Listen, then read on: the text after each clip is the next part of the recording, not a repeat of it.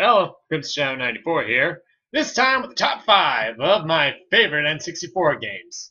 Now, I ought to start doing this now, give you guys a video for now to tide you off, because God knows how many hours and when my next video will ever come, because my job is going to be working me for at least 11 hours on second shift, and kind of hard to make videos when you're coming home at like 3 a.m. at night. So, well, 3 a.m. in the morning, my bad. But anyways, so I figured, top 5 N64 games. I love the N64. It was the first console I ever played. And what can I say? Why not? Go with the first. I grew up on a lot of these games and might as well show what my favorites are. Now, the first rule is about this. I get it. I get that some of these have already been done over and over again, but hell, I love the games. What can I say? If you don't like it, go make your own top 5 list. I know everyone says that, but it's true. Go make your own goddamn top 5 list if you don't like my list. So, peace off. So, let's begin. For number 5, I have chosen Super Mario 64. Now, a lot of you are going to be saying this should have been higher, but I will explain, as I will do. Now, what is there to be said about Super Mario 64 that hasn't been said? Well, truth be told, Super Mario 64 is not my favorite 3D Mario game. Sorry, that title kind of goes to Super Mario Sunshine, but fair is fair. This game was also a big part of my childhood, and the first Super Mario game I ever played growing up. I rented the shit out of this game growing up, and really, it's just a damn blast to play. The platforming's good, mixed with that. If there's another thing I could say that Super Mario 64 did catch, it was atmosphere.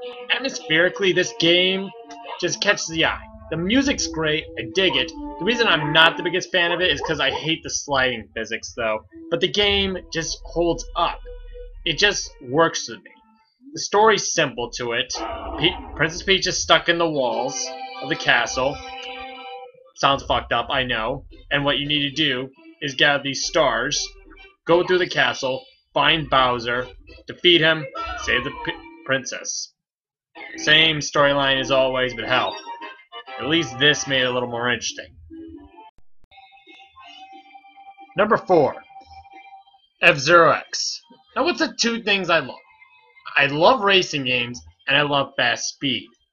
Mix that with Sonic the Hedgehog, that's mainly one thing I do love playing, but that's a platformer, and that's a different thing altogether. Now, F-Zero. Now, in the classic F-Zero, you originally only had 4 cards to choose from. In F-Zero X, you have an option to choose from 30. Well, you have to unlock through Expert, which I did, and really it was a royal pain in the ass, but it was worth it, to be honest with you. The selection is very good. The characters are bright and colorful. Some are pretty damn memorable, and yeah, I must say, the roster is really good. You have the original roster, like Golden Fox, one of my favorites to use, and one thing you could do is tweak your car, which is pretty cool. Now, the rules for F-Zero are still the same. First lap, you have no boost. But, second lap, you do get boost. But here's the kicker. In the first F-Zero, you could only use boost once, and it wouldn't damage your car. In this one, you use boost, and it drains your energy. And when you drain your energy all the way down, you explode. That's what makes this game really extreme. You have a limited number of hits, and it makes the game really intense and really violent. You can choose to either destroy your enemies, just focus on your driving, or just quite literally annihilate the competition. In F-Zero GX, I always found having to annihilate the competition because, well, they were a pain in the ass, so I had to knock them out so they wouldn't chase my ass, especially the rival. But in here, I mostly focus on my driving. That's why I like this game over GX. This is my favorite F-Zero X game to date, and I hope they come out with another one. Now, for number 3. Now, number 3, this is where my Nintendo fanboy comes out, and this is where it just gets really stereotypical, I guess. to be on a top 10 N64 list. The Legend of Zelda: Ocarina of Time. I know this game to a lot of people is really overrated to a lot of people, but just hear me out here. Now, this game I rented a long time ago at Blockbuster, but I showed no interest. But back then, I didn't understand the concept in puzzles. Now that I'm older, I see what it's like. Now, what really got me into this game at first, and it's hard to believe, I got into this type of games because of Star Fox Adventure. And when I felt the type of Star Fox Adventure from this, I digged it. I absolutely.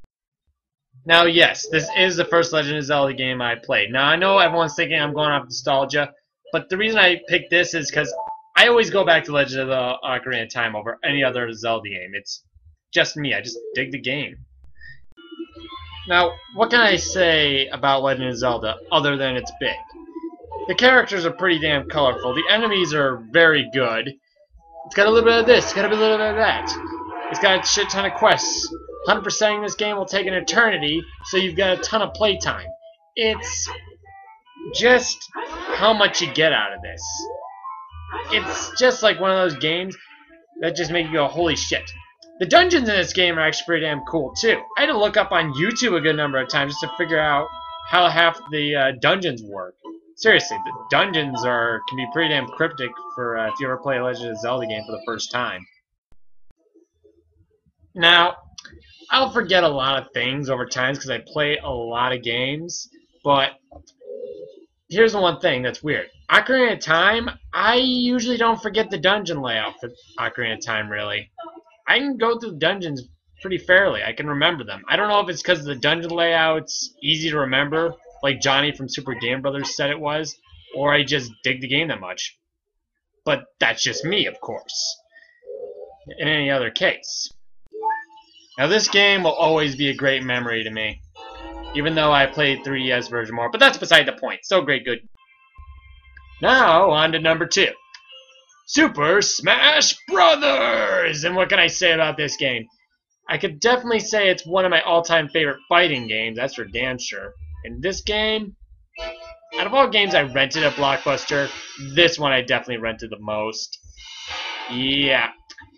I remember playing this as a kindergartner and having a lot of fond memories. Now, the character roster isn't really much compared to the other future installments, but back then, beating up other Nintendo characters to death was just mind-blowing. At the time, this was the shit. This game really, really set the bar on the level of chaos on a screen. Seriously. This game, playing 4-player multiplayer on, can be absolute chaos. You will lose yourself the first time playing this. When I mean lose yourself, I mean you'll lose your character, because sometimes the chaos gets so hectic, it just blows your mind. Now, Melee did that even better, and same with Brawl. I don't know if that's a good thing, but hell, I like fast-paced gameplay, and once you get used to it, it gets pretty goddamn fun in my opinion. Now, the graphics aren't much to really huff at now, but god damn it, this is an N64 game, and back then, playing as other Nintendo characters, beating everybody to a bloody pulp to the death, this was just epic. And I mean, out of all games that I've wanted to own for years, it was this one, and I'm glad I own it now. And now that Mega Man's joining the roster, I will say this, Mega Man, you're going to need the added bonus and advertisement and fan base, because how many games you had canceled? Because god damn it, Capcom, make a new Mega Man game! And now for number 1. Number 1 is Star Fox 64.